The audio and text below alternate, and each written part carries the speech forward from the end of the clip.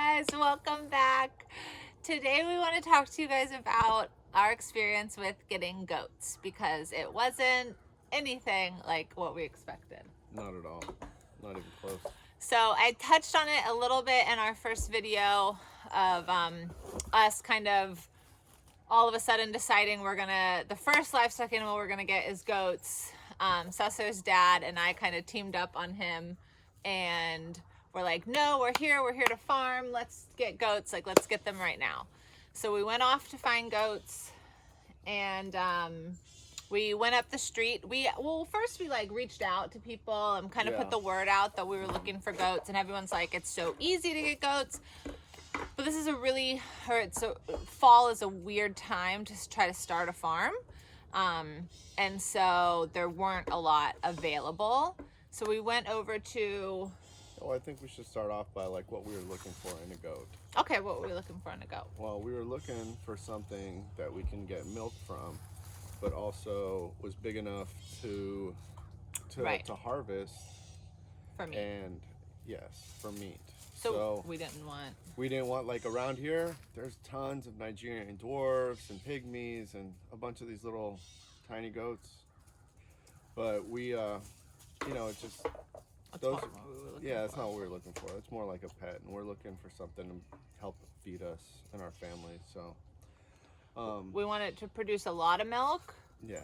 And we wanted the males to be big so that they produce a lot of meat. Exactly. Yeah. Yeah, for sure. So what did we want? What's the kind? Well, we set off looking for Nubians. Mm-hmm. We ended up she's got a little bit of Nubian in her, but she's mostly Alpine. And Ethel, which is her daughter, and you can tell by those ears, if you know anything about goats, that she's definitely got some more Nubian in her. So that's what we ended up with. So to backtrack, like I was saying, on a Monday we went out to Butthead Farms and met Brad, and he kind of gave us a rundown of goats in this area, and they are a goat dairy farm. Mm-hmm. So, and they've been doing it for quite a few years now. So he's really familiar with goats and with this area and what's available and with the people. It's a community. We live in a very small town. So he knows all the people that are farming goats and raising goats and could possibly have goats available for purchase. So he sent us over to someone that he had originally gotten his first 2 goats from, and we went over there and met them and decided on Ethel and Ethel's half-sister Lucy, who is 6 months old. And that was on a Monday. And then we were supposed to pick them up on Saturday morning, which we did. Cesar spent the week building their little house, which is over in the other pasture, the first pasture that they've already like totally cleared. Yeah. So now we've moved them over to this pasture, which we're calling the second pasture. Mm-hmm. And they're working on clearing it, and they're loving all the fresh food. Yeah, before we put them in here, we wouldn't even be able to make this video. No. It was so overgrown. Yeah. So on Saturday morning, I let her know that we were still coming to pick up the goats, but that we'd be a little later than expected because Cesar was just finishing up on the house. Mm-hmm. And that's when she let us know that Lucy had tested positive for parasites, a high amount of parasites. High worm load, but that they had given her dewormer and were going to send us home with some dewormer. And so we're like, okay, not really knowing much about it. We know that goats are very susceptible to parasites and that it can turn deadly really quickly. We know that now. Yes, and we knew that a little bit from like videos and stuff we had watched. Well, I mean, we basically had like a week to research how to take care of goats. Exactly. So, we weren't professionals by any means. Exactly. So when you think about, we're thinking about like getting a puppy and it has worms. You give it the medicine and then boom, it's fine. That's not the case with goats. So we go and pick them up, which Saturday, us getting the goats, and then Saturday night, things turned south really quickly. Yeah. Cesar went out to check on them and he comes in and he just has this look on his face, like, of terror. It didn't look good. And I'm like, what's wrong? And he's like, something's really wrong with Lucy. I don't know. I'm really concerned. So I go out there and she's like laid out on her side, just crying. Mind you, she had like been going ham eating. Oh yeah, she was eating everything. Because where these goats were, they didn't have fresh underbrush like this. So they were just eating strictly like alfalfa and like pellets or like feed. Yeah. So they were like, whoa, there's so much food here. And she was just eating, which I thought was a really good thing. Which isn't. No, it's not. It's not. So I didn't know what to do. So I called our friend Brad from Butthead Farms, and it was like 9:30 at night. And I was like, this is what's happening. What do I do? And so he kind of asked me some questions. What medicine did they give her? Has she been just gobbling up food? Has she been drinking a bunch of water? Is her stomach super expanded and swollen? And I was like, yes. He's like, okay, she has a stomach ache. She overate. So just massage her belly until she kind of releases herself, and then she should be fine. So first he's like, can she stand? So like stand her up. So I stood her up and she stood fine.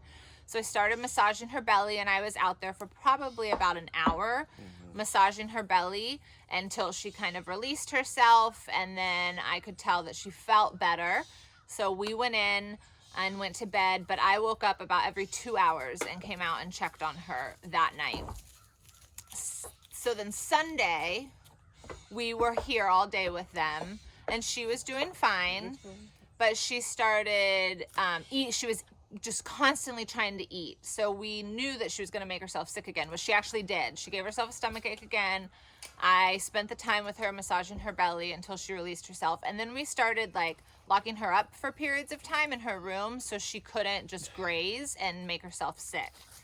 That was Sunday. Sunday night, I woke up and checked on her about every 4 hours, 3 or 4 hours. And we thought, okay, I think things are getting better. Monday, Cesar went to work, and I came out, and she just looked really bad. Yeah. So I decided to take her temperature, and it was on the low side. So I went up to the feed store to ask them questions if they knew of anyone I could call or a vet in the area. And then I got the information of a local goat vet in our area, and I reached out to her, and thankfully she responded right away. And she said, I can come out around later in the afternoon. I think it was around like 1:30 or 2. So I let Cesar know. So he's like, all right, I'll finish up here and I will make sure that I'm home when she gets there. By the time she got here, Lucy was laid out again on her side, moaning. Yeah, it was heartbreaking. It was so heartbreaking. Yeah, so the vet goes in and immediately looks at what no one had ever taught us, no video we ever watched, had we heard that the color of the eye, like way deep inside. Yeah, the inside of the eyelid. Is what's going to determine kind of like the, what would you say? Kind of just like a general check, like how like dogs' gums are, you want them to be like a bubblegum pink. If they're getting like white, that's a bad sign. Yeah. So that's what you have to look for in goats, but it's inside the eyelid. So she showed us her eyelid, and it was literally completely white. Yeah. Like, I'm really sorry to tell you, you never should have been sold this goat. She's incredibly sick. She's pretty much completely anemic. She needs a full blood transfusion right now. She said, I can send you up to Gainesville. You'd have to get in your car right now and go. You're looking at about $3,000 to $4,000, and you can't, it's not even gonna. Yeah, it's not guaranteed. It's not guaranteed that it's gonna fix her. And we're just like, Yeah. I looked at her and I said, if this was your goat, what would you do? And she said, if this was my goat, I would put her to sleep right now. She's suffering, and I'd put her out of her suffering. And I said, okay, let's do it. And that was, I'm going to tear up right now just talking about it. I haven't talked about this in a while. That was really hard. It was a really hard call, but, I had spent so much time with her throughout the night. And I was just telling her, like, we're going to get through this together. Like, I promise you, like, you're going to have a beautiful, healthy life here. And it was really, I felt like I was disappointing her, but I knew that she was in pain and she was suffering, and it was the kindest thing and the most humane thing I could do. Yeah, for sure. So that's what we decided to do. And we buried her here. And we will never forget our little Lucy, who taught us so much about goats, really, and what to look for, questions to ask when buying goats, things like that. Yeah. But it led us with a whole new issue, which is that goats are pack animals. That's and they get really depressed if they're by themselves. They're very, very social. So Ethel immediately started jumping the fence. She didn't want to be by herself, and she would come looking for us. She would literally, like, throw open the screen door and ram the front door, or like look in the window and be, like, tap with her horn, like, hello, come out and be with me.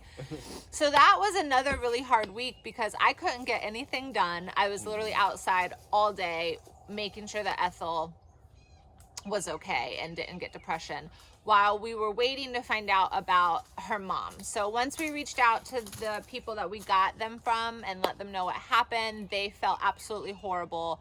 And they offered us what they called Luna, which is funny, but we call Big Mama, or just Mama, which was their mom, Lucy and Ethel's mom. She's about, what, she's 7? She's 7, yeah. She's 7 years old. She's already kidded, we believe, at least 2 or 3 times. And we, I wanted to make sure she was in perfect health before we brought her here. So we looked into that, and everything was good. Her fecals passed. And so it was about a week, right? Till we brought her here? Like 5 or 6 days. Yeah. I think I stopped by on a Monday and we picked her up on, so kind of like the original. Yeah, on Saturday morning, yeah. So we brought her here, and Ethel was immediately so happy, like, my mom. We were like, is she going to be like, yay, my mom? Or is she going to be like, seriously, you brought my mom? She's so strict. But she was happy to see her, and we've had them now together for like 5 weeks, 6 weeks. Yeah, we're coming up on 2 months for sure. We took Big Mama to Butthead Farms to be bred with one of their studs, Marty, who is absolutely gorgeous. Oh yeah, he's a good looking goat. We don't know if it took yet, because we don't know what to look for. Yeah. I'm like, let's measure her stomach. Let's measure her belly to see if it's growing. So I think we're going to measure her belly today. Because it wouldn't have really changed much since we bred her at this point. Yeah. And about, 5 weeks? Yeah. So since we bred her? Like 4, right? I think 5. Okay. So if she is pregnant, we will have kids on February 19th, or right around then. We haven't bred Ethel yet. She is old enough to be bred, but we haven't. You want to touch on the horns, since they can clearly see Mama only has one? So, Mama, where she was before, she was what the people that sold us the goat said that she was more or less the herd protector. And once we got her here, we noticed that because we have the dogs that you saw in the last video, when they would get anywhere near the, first let me backtrack. Okay, backtrack. Because when that week that Ethel was alone, and she was hanging out, the dogs were out there and stuff. And Ethel hung out nice with the dogs, for the most part. Quincy, the lab, he thinks she's a dog. thinks she's just a weird looking dog or something, so he's bringing her toys and sticks. He wants to play, and she ain't having it, and she's headbutting them and stuff like that. And you can see her horns are small, much smaller. Hey, baby. But once we got Big Mama home, and Big Mama became very protective, if the dogs came anywhere near the pen, she hasn't actually been next to the dogs at all since we've got her. No. Just out of fear, because this horn's big. It's a big horn. And especially our border collie, she could rip her wide open. So I mean, if she's already gotten me once on my thigh, and it left a decent scratch. Yeah, I mean, she could. And it's a big dangerous bruise. to the dog. It's dangerous to us, and I mean, they can always get their horns stuck on the fence or something like that, which could injure them as well. So And they only really need horns to protect themselves, but Yes. we're protecting them. Yes. They're behind electric fences. They we go build secured structures for them and at whatnot night, like that. so no bears, no coyotes, nothing can Yeah. get to our goats. They're safe, so they don't need horns. And if you look at most other like goat farms, none of their goats have horns. And typically it's done when they're babies. It's called polling, I believe. Yeah. Yeah. And so they just don't ever grow. And the way they do that they do it when they're about a week or two old. I mean, I've never seen it or experienced it, but then what they do is they get a piece of metal burning hot, and then they actually burn where the horns would come in. So It's like cauterizing it. yeah, So it doesn't grow. Basically, they're killing the root of the horn by burning it, which to me sounds kind of intense, especially for such a young baby. life, a little baby. So I did research, and you can get them surgically removed, but then you have to put them under, and there's always risk there. So we kind of settled down on the banding. I was against it at first, but the more I researched it, I really learned like it's not painful to them at all. It's not. It's a little uncomfortable in the beginning. It's a really tight rubber band that goes on the base, and then it just eventually cuts off the blood it slowly circulation, goes so it slowly dies, and then they fall off. Like Mama already lost one. It's healed up so beautifully. Yeah. So we're really excited for the other ones to come off. And really, it was the first day we put the bands on. You could tell they weren't like in pain. It was uncomfortable. I mean, you could imagine if you were to put a rubber band around your finger or something like that, And then the day that she lost her horn, she was kind of cranky. Yeah, she But was. It just lasted for about a day. And then she was ate. fine. She still drank. She was still moving around, but you could tell she was a little upset. Well, like what we're sitting on are these like doghouse igloos that were left on the property when we took it over. And so we have them in here because they love to stand on them. But that day after she lost the one horn, she spent most of the day inside the igloo. The afternoon. Yeah, she just was like, I'm going to be by myself now. Yeah. But she came right out when it was time to eat and had no problem Yeah, with that. Right down. So that's where we are now. So we have the two. We're hoping to have kids in February. And then we'll breed Ethel in the next, you don't want to have kids in the summer. Not in Florida. Because it's anyways. way too hot. Yeah. And that's going to make the parasite Too hot. Yeah. pressure a lot Yeah, 'cause worse. here in Florida, parasite pressure is year round, but summertime. It's a lot worse. Yeah, late summer is the worst. So we really decided on just waiting till next year. And also, when we first got these goats, they were skinny. So skinny. Skinny. Yeah. This one right here, she's like, you can see the belly on her. Before she was just Yeah. straight hips. Yeah. So, They've both definitely put on quite a bit of weight, which makes us really happy. And we didn't want to breed her right away because she was too skinny. Yeah. So once we can breed her so that she kids in the fall. Ideally, I'd like to. Yeah, I think end of January, beginning of February would probably be the best time to kid. Yeah. That way, they have. So their the kids would gestation have- period is 5 months. Yeah, 150 days. But we really hope Mama's pregnant. I'm so in love with raw goat's milk. Oh my gosh, you guys. It is so delicious. And I can't wait till we have our own here. And little babies running around. They're so cute. So it takes time. Starting a farm takes a lot of time. It's years you think that you can buy land and just like, okay, now we can be sustainable. That's not how it works. not It even takes close. years and years to get yourself sustainable. So it's a process. Yeah. But we're super excited to be doing it. And I know the whole journey is going to be a lot of fun, a lot of learning. And you never know what's going to happen. Every day on the farm is quite an adventure. And we only have 2 goats and 8 chickens. So I can't imagine once we have a lot of animals. But Yeah, well, we keep. It's like anything. Keep doing it, you get better, right? yeah. So we'll figure it out. you know, we'll figure out and get rid of any inefficiencies in our systems and whatnot, and just try to make it better and try to give these animals the best life they can. Yeah, for sure. Because we need them as much as they need us. Yeah. So, and we're going to bring you guys along. So definitely subscribe if you like what you're seeing, and give this video a thumbs up and hit the little bell so you get a notification whenever we post. All right, guys, have a great one. Bye.